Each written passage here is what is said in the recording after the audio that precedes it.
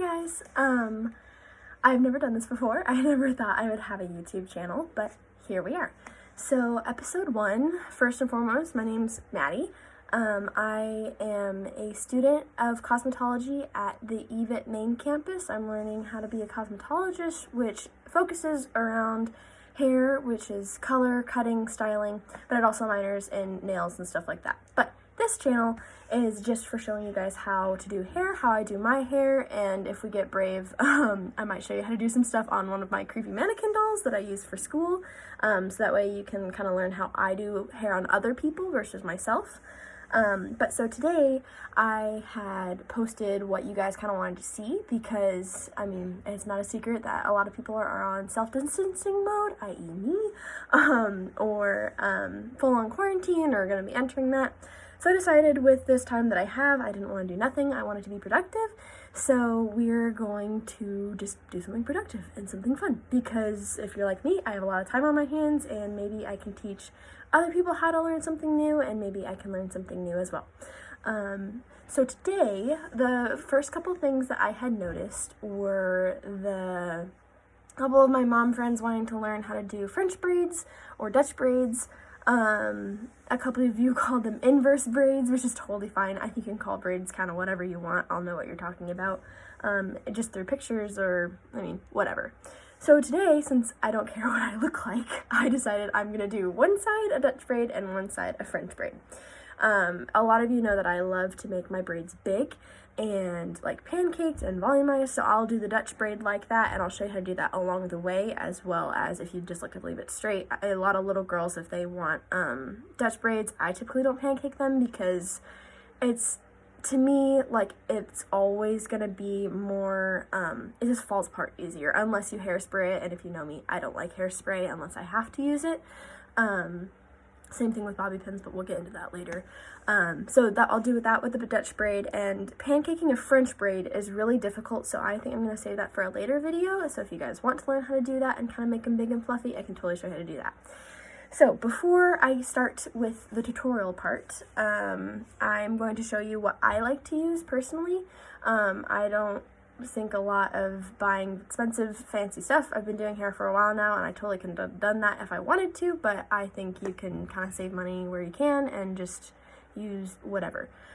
So a lot of you have seen me use this. It is a tangle teaser. It's got hair, so that's gross, I'm sorry, but it is called a tangle teaser because its bristles are all different lengths, which means bottom line, it doesn't hurt your hair as much as a regular, like, Wet n Wild brush, or not Wet n Wild, a wet brush, or Conair, or whatever. So I really like those. You can get off-brand ones. They're the exact same thing. Tangle Teaser is just the brand that I use because it was the one that came out a couple years back.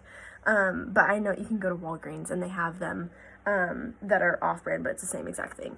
You'll know what it looks like, and they come in all different shapes, colors, and little girls love them too because they're fun to look at and they feel fun. And I love it because you can do it on wet or dry hair. So I'm using that. This is a rat tail comb because, you know, hence the little tail. And this really helps me with my parting. I also like just an average styling comb as well, which kind of looks like this, but it goes from like thick bristles to like thin bristles. Didn't have that one on me today, but I like using that as well, and I'll use it like this versus this. But for some reason, we've always had these in my house, and so I just always learned how to use it with this. So I use these two things, little clear elastics. I could show you, but it's translucent, so it's probably not going to show up very well, but I mean, Walmart, anywhere, you can get them in colors, you can get them black, you can get them however you want, but super cheap, like $2 a box typically. You don't have to buy super fancy expensive ones. And then my favorite thing to use, when I started EVIT, we had to use these thing called butterfly clips, which I didn't know they were called that, but they're whatever clips you use to like get hair out of your way. And they have the ones at school, and they're pretty nice, and they're very cheap, and they work really well, but I love these ones. My friend Megan Leland, who is her own personal hairdresser, who works from home, she uses these, and she taught me what these were. These are the Wet Brush brand. I think you can see it that way. Yep. But I love these because you can take a chunk of your hair, and when you pin it out of the way, because of the way it's designed, it will like clamp over the hair instead of like your average one, which will just kind of like, you know, like barely grip it at all. So I love it because when you clip hair out of the way, it'll stay at your base and it'll keep that hair completely out of the way. It works with buns, it works with whatever. So those are the things that I like to use. I can talk about different products later, like when we get into curling or dry shampoo or other stuff, but today that's what we're working on. So let's get started with the braids. So what I like to do, everybody's part is different. I have a very, very defined widow's peak right here, so I've been really liking to just do straight down the middle lately. If I'm wanting something fancier, I'll do like a hard side part, but for today, for braids, it's very, very easy just to go straight down the middle. And you just kind of have to follow where your head is shaped. Everybody's different. It honestly takes me a lot of tries a lot of the time, which is totally fine.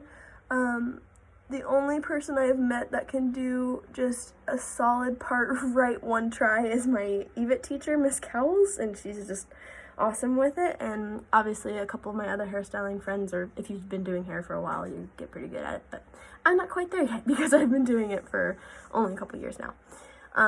So now I have a pretty solid part. I can't see the back of my head. Sometimes people tell me it's good, sometimes it's not, but I don't really care today, and you're not going to see the back of my head anyways. So let's get started. I've been sitting on my feet, so let me move. So with my wet, this little guy, when I'm feeling bougie on some days and I have lots of time, what I like to do is I'll clip my hair out of the way. So I'm just going to go ahead and do that.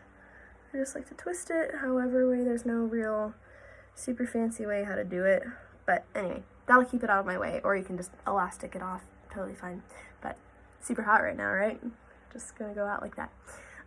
So I'm going to start with a Dutch braid. That's the first braid that I learned how to do. French braids were actually harder for me. I don't know why. Everybody just has something different. So the first thing you're going to do is you have the hair, and I like to go, I've been doing this for so long, I kind of already have like a natural little piece that I take, but it's about that big. If you want like a tighter braid that starts like really close to your hairline, you can take an even like smaller chunk. I just think it's harder and it gives more strain on your fingers. But when I'm kind of in a rush or just want something simple, I take about that much hair. This is just how I learned how to do it, just kind of like from the hairline. But if you want something more like mohawk, what you can do is start like from, this is called, I've been out of school for so long, but it is called your fringe area. I'm trying to pull out vocabulary, like I know what I'm talking about, but it's just what we learned in EVIT. But it's your two like widest points of your head, and so I like to start right there, and then you kind of meet it up with your hairline, and it kind of makes like this triangle looking part. And then for me with a widow's peak, it's kind of hard to divide into three, but you just kind of divide into three where you can. So if you wanted a more mohawk, like straight, kind of more following your hairline, I would advise that you take it like that and almost part it from there. But today we're just going to go simple, and we're going to grab a little chunk like that. And a lot of people already know how to do a simple braid, so I'm not going to go into details of how to braid. I think it's super simple, and you can just kind of YouTube that on yourself if you'd like. But Dutch braids, that's where it gets kind of hard. So you're going to start like a normal braid, and so with that piece, the first piece that comes on the outside, you're gonna add a little bit of hair to it, and then you're just gonna keep going.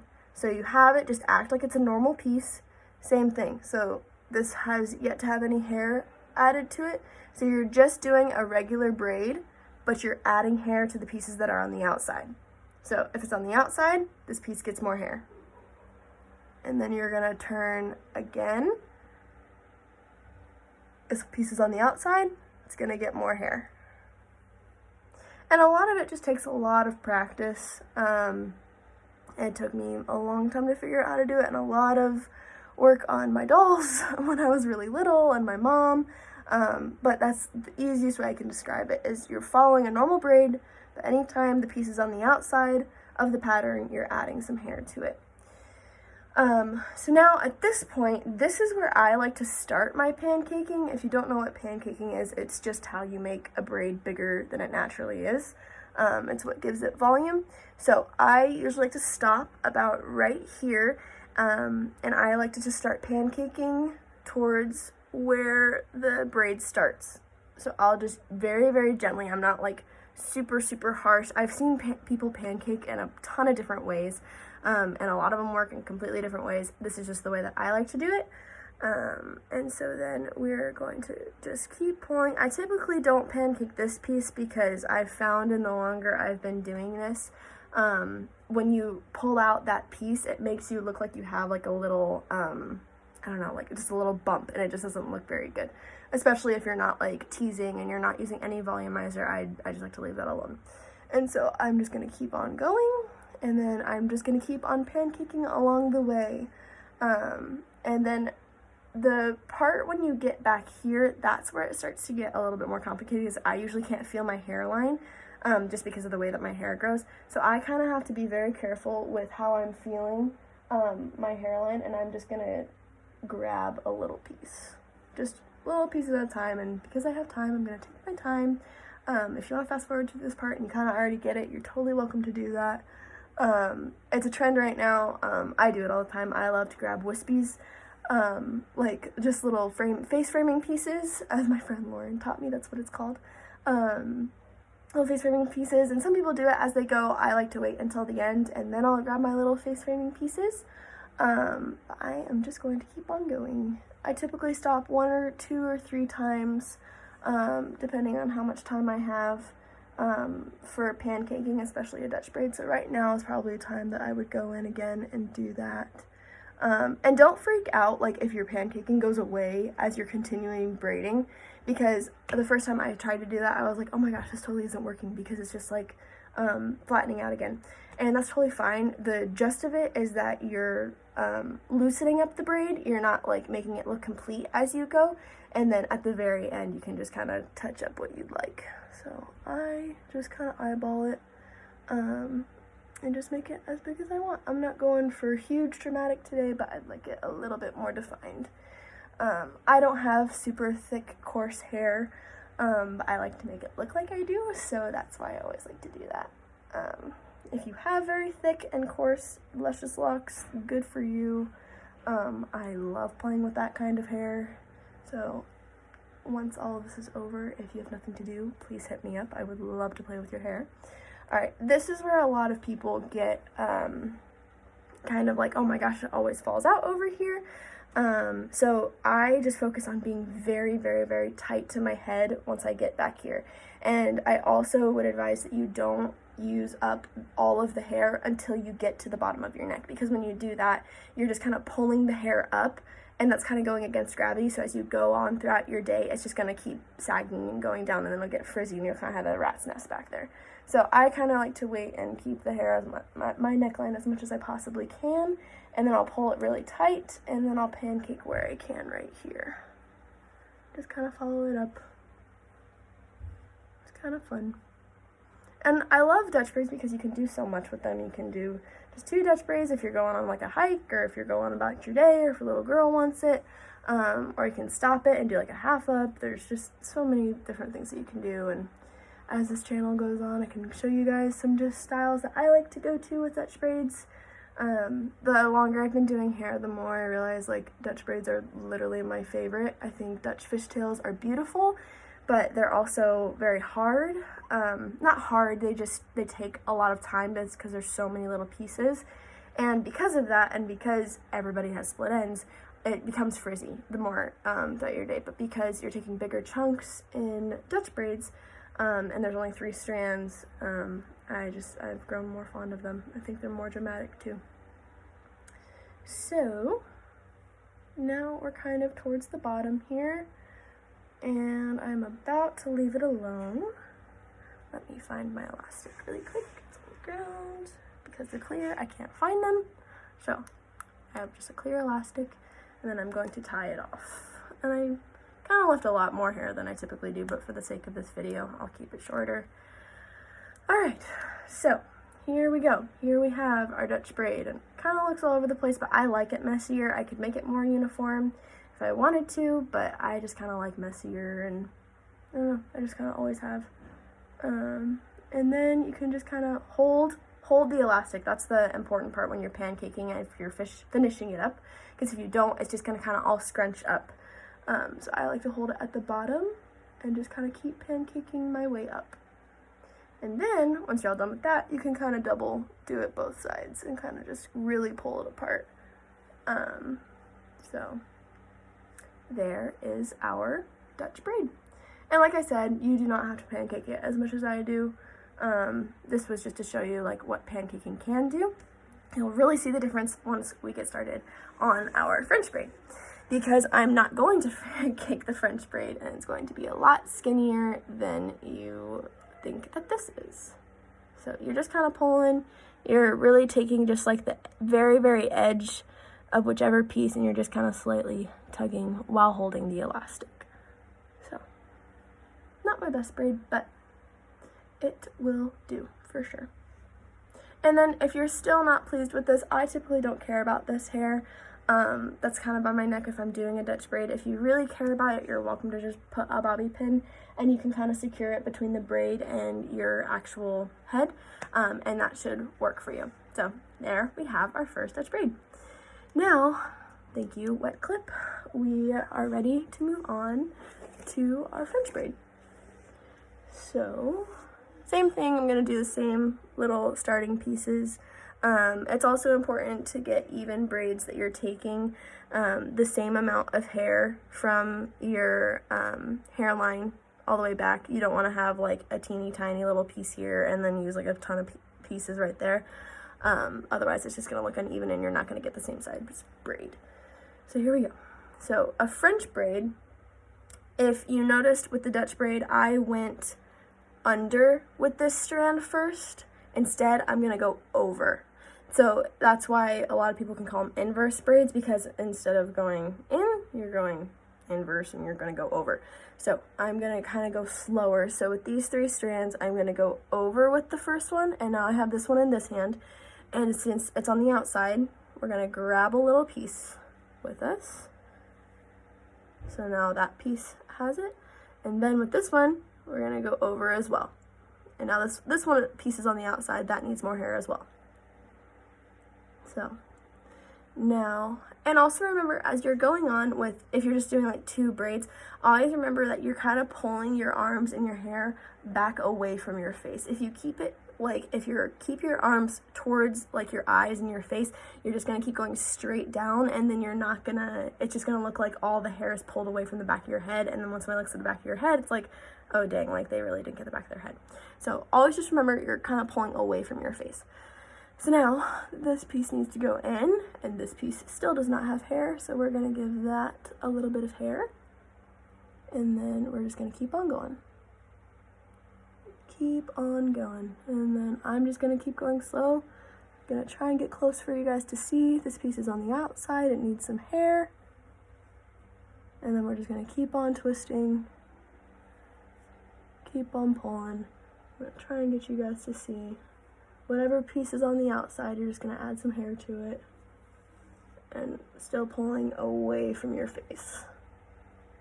So, if you already get it, totally fast forward to this part till the end. And again, with the hairline, I always hate it because it's hard to grab it and make sure you're getting every piece. Alright.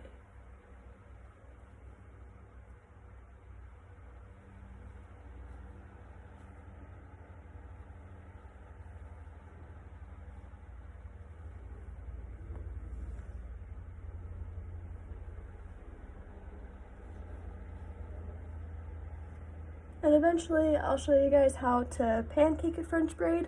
I think that's one of the hardest things to do, honestly, with hairstyles that I've had to do, because if you pull the wrong piece, you're gonna like pull out the braid. But for the time's sake of this video, I will just leave it at a regular braid. I have little wispies back there, so they're always a struggle to include.